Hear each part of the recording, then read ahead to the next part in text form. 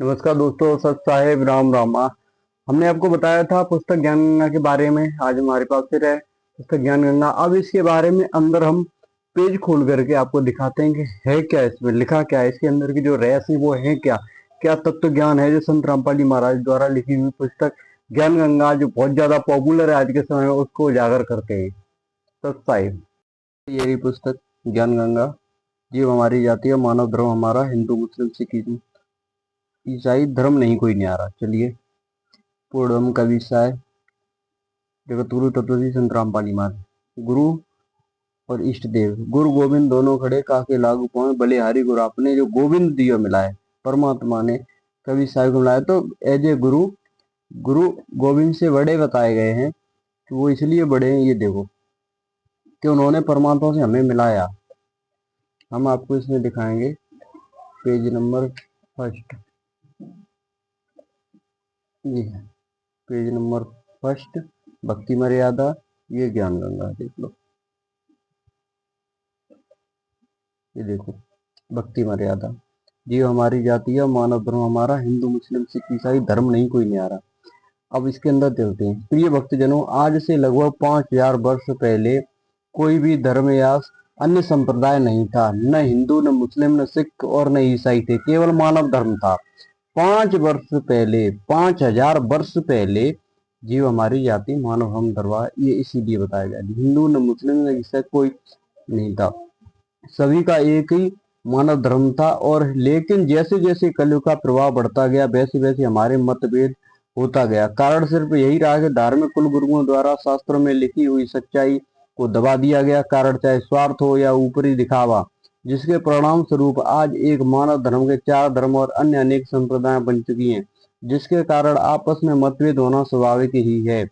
जिस सभी का प्रभु भगवान राम, अल्लाह, रब, गॉड, खुदा, परमेश्वर एक ही है। ये भाषा भिन्न पर्यायवाची शब्द हैं।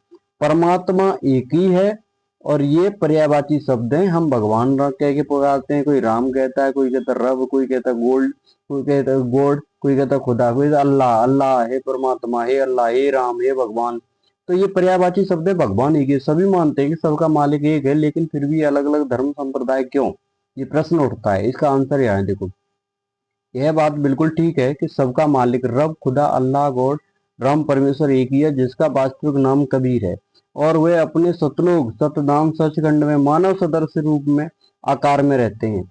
लेकिन अब हिंदू तो कहते हैं कि तो हमारा राम बड़ा है, मुस्लिम कहते हैं हमारा अल्लाह बड़ा है, ईसाई कहते हैं हमारा ईसा मसीह बड़ा, और सिख कहते हैं कि हमारे गुरु नानक साहिब जी बड़े हैं। ऐसे कहते हैं जैसे 4 नादान बच्चे कहते हैं कि यह मेरा पापा, दूसरा कहेगा यह मेरा पापा, तेरा नहीं है, तीसरा कहेगा ये मेरा पिताजी है, सबसे बड़ा वाला कहेगा, चौथा कहेगा कि अरे ना, ये भी तो मेरा डैडी है ना। यही नादान है, ये मेरा डैडी है, तुम्हारा नहीं है, जबकि इन चारों का पिता वही एक ही है। ये उदाहरण है। इन्हीं नादान बच्चों की तरह आज हमारा मानव समाज लड़ रहा है। कैसे कि कोई कहे राम बड़ा है, कोई कहे खुदाई रे, कोई कहे हमारा ईसा मसीह बड़ा, ये बांटा रहे लगाई रे, अलग अलग चिल्ला रहे हैं कि हम हिंदू हैं, हम मुसलमान हैं, हमारा भगवान ये है। भगवानों के ऊपर भी लड़ाई हो रही है। तो इनके अब आंसर और अच्छे तरीके से अब ये बताया।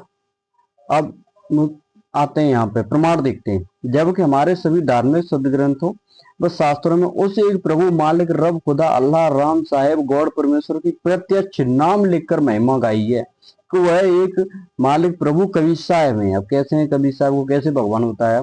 शास्त्रों के अनुकूल, जो सतलोक में मानव सदृश स्वरूप में आकार में रहते हैं। वेद, कुरान, बाइबल और गुरु ग्रंथ साहिब में ये सब लगभग मिलते जुलते ही हैं। गीता, वेद, पुराण, बाइबल और गुरु ग्रंथ साहिब में सब मिलते जुलते ही हैं। यजुर्वेद के अध्याय नंबर 5 के श्लोक नंबर 32 में, सामवेद के मंत्र नंबर 822 में, अथर्ववेद के कांड नंबर 4 के अनुवाक 1 के श्लोक नंबर 7, ऋग्वेद के एम बन आ बन के सूक्त 11 के श्लोक नंबर 4 में कबीर नाम लिखकर बताया है।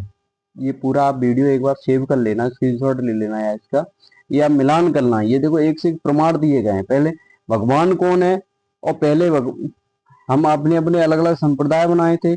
अब परमात्मा है कौन, कौन है पूर्ण परमात्मा, उसके बारे में बता दिया। अब ये बता दिया चारों धर्म एक हो जाओ, कि सारे वेदों में से ज्ञान दिया दिया। देखो श्लोक नंबर, अब देखो अब मिलते हैं आगे कांड नंबर के अनुवाक 1 के श्लोक नंबर 7, ऋग्वेद के एम वन ए के सूक्त 11 के श्लोक नंबर 4 में कबीर नाम लिखकर बताया है कि पूर्ण ब्रह्म कबीर है।